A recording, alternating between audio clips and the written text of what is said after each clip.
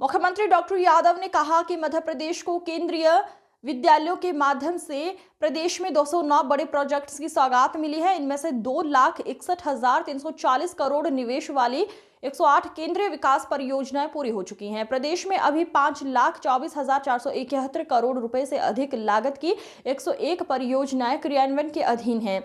केंद्रीय परियोजनाओं के क्रियान्वयन में मध्य प्रदेश ने 97% सफलता हासिल की है। इन परियोजनाओं में रेल मंत्रालय की 14, सड़क परिवहन मंत्रालय की 13, विद्युत मंत्रालय की 5 और नवकरणीय ऊर्जा मंत्रालय की महत्वपूर्ण परियोजनाएं शामिल हैं। केंद्र और राज्य सरकार मिलकर वन्य जीव पर्यटन योजनाओं को आगे बढ़ा रही है। प्रदेश के कुनो नेशनल पार्क में चीते अपना घर बना चुके हैं। धार के पीएम मित्र पार्क से कपास उत्पादक किसानों को लाभ मिलेगा।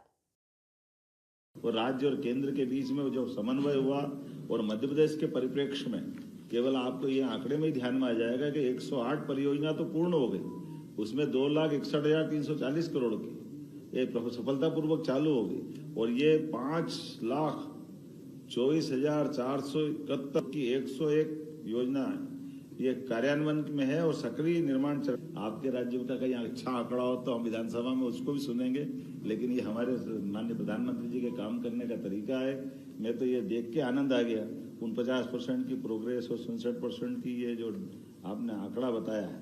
और इसी के साथ साथ ये लंबी बातें तो क्या है, लेकिन सच में 20 परियोजना अधोसंरचना की पूरी हो गई, 19 कार्यान्वयन में है, 97% की सफलता है।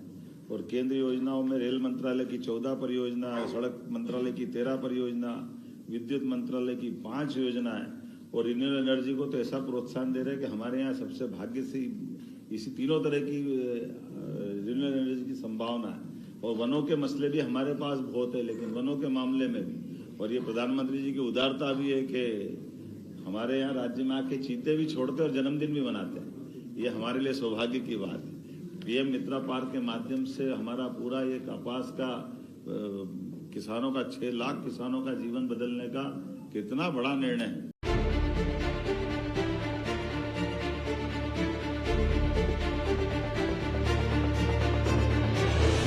मध्य प्रदेश की धरा पर आज किसानों के सपनों को नई दिशा और ऊर्जा मिल रही है। संवेदनशील मुख्यमंत्री डॉक्टर मोहन यादव के नेतृत्व में किसानों को सर्वोच्च प्राथमिकता देते हुए कृषक कल्याण वर्ष 2026 का ऐतिहासिक निर्णय लिया गया, जो अन्नदाताओं की आर्थिक समृद्धि, सम्मान और आत्मनिर्भरता को सुनिश्चित करने का सशक्त संकल्प है।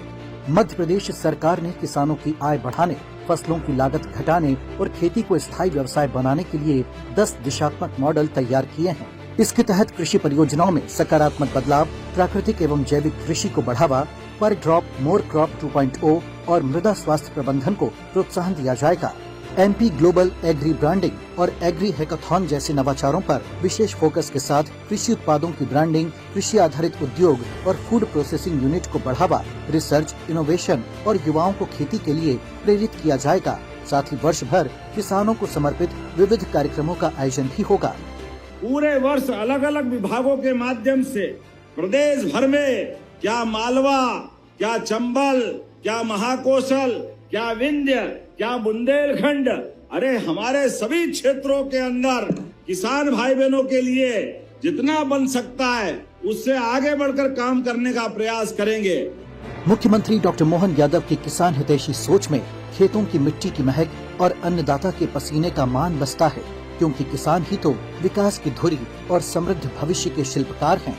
निश्चित ही वर्ष 2026 मध्य प्रदेश के कृषि विकास और किसान कल्याण का इतिहास लिखेगा।